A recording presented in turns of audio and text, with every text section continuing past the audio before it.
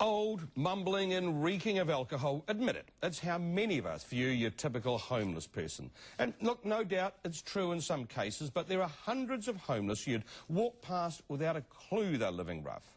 Wellington filmmaker Charlie Bleakley and public health researcher Kate Amore set out to challenge our stereotypes and shed light on the reality and the extent of homelessness in this country.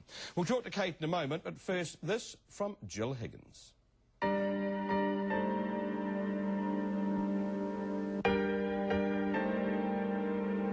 OK, so you can be pretty sure that this guy's homeless. But there are others who have no telltale signs at all. Just the dread of having nowhere to stay. No, you're not crazy, you're just highly stressed. And it's not unreasonable because guess what? You're in fear of your life. They're the hidden homeless, moving from sofa to sofa, kipping in a car or a refuge. Why? Well, most people have their view. Flat broke, social paranoia.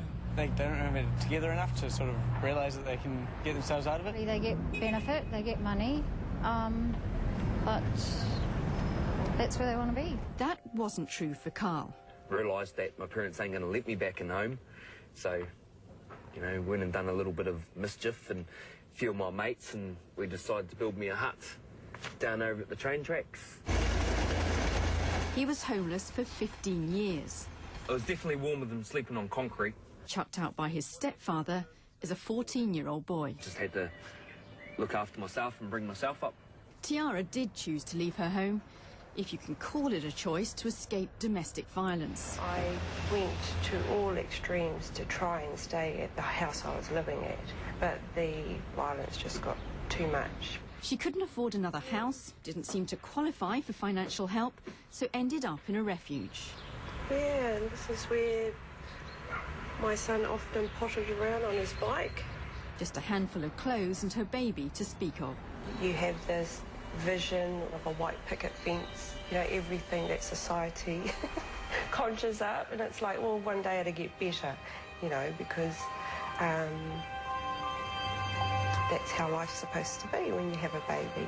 I thought, like, everyone would have a chance to get, like, welfare if they've got, like, nothing. So I always wondered, like, how they manage to fall through the gap. I think there are places, of course, they can go. You go to House New Zealand, you know, get a place, and they say, when was the last time you had a place? And it's like, 5, 6 years ago. And they go, well, where you been living? And it's like, oh, on the streets. And they think, well, hang on, why has he been living on the streets? We don't want to put him in one of our houses. I put my name down for a New Zealand place, right?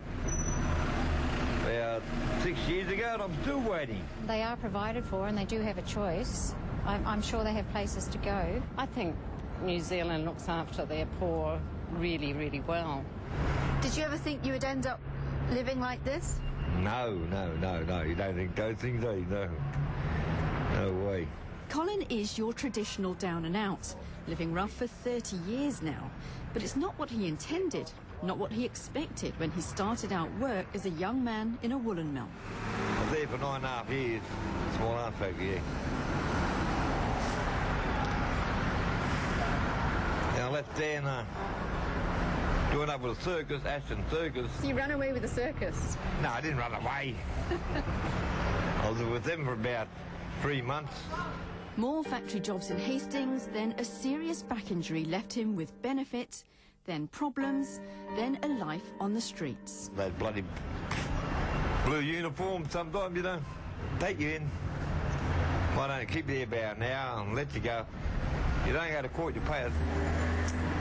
They charge $1,000. Oh, yeah. Like you can pay that? Yeah, so much a bloody month, yeah. So would you actually like to get a place to stay? I'd rather have a flat apartment, you know, yeah. And is there anything you can do about that? No, we just got to wait, you know. Of course, the answers aren't simple, but it would help to know how many homeless there are. Not just on the streets, but counting anyone without a home. I'm joined now by the film's producer and homelessness researcher, Kate Amore.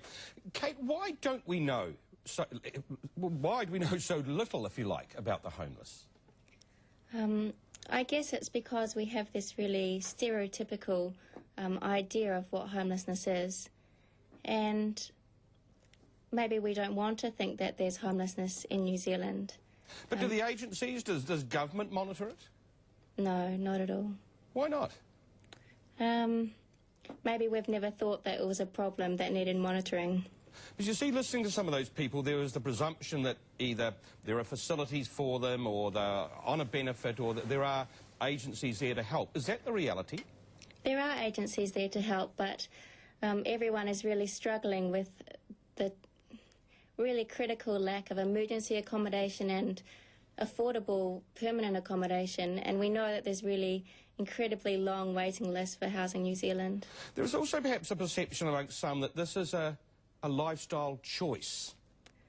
Well, we did look at that in our movie, and when you look at, well, Carl's case, for example, it wasn't his choice to be kicked out of home when he was 14. It wasn't Tiara's choice to be a victim of domestic violence. And it wasn't Graham's choice to be exposed to alcohol and drugs by his family. So the concept of choice here is a little bit difficult. I suppose, you know, the lesson here is that we should think twice before judging those people we walk past every day. Yeah, we would hope that people get that from the film. Kate Amore, thank you very much for your time tonight. And there is a free screening of the film at the Wellington City Gallery Cinema tomorrow night. Now, still to come, it's a fashion trend banned from some malls, but is there really anything to fear from hoodies? No matter what kind of hoodie you're wearing, you're always going to be intimidated, especially if you're Māori as well. You get named as a thug or a criminal.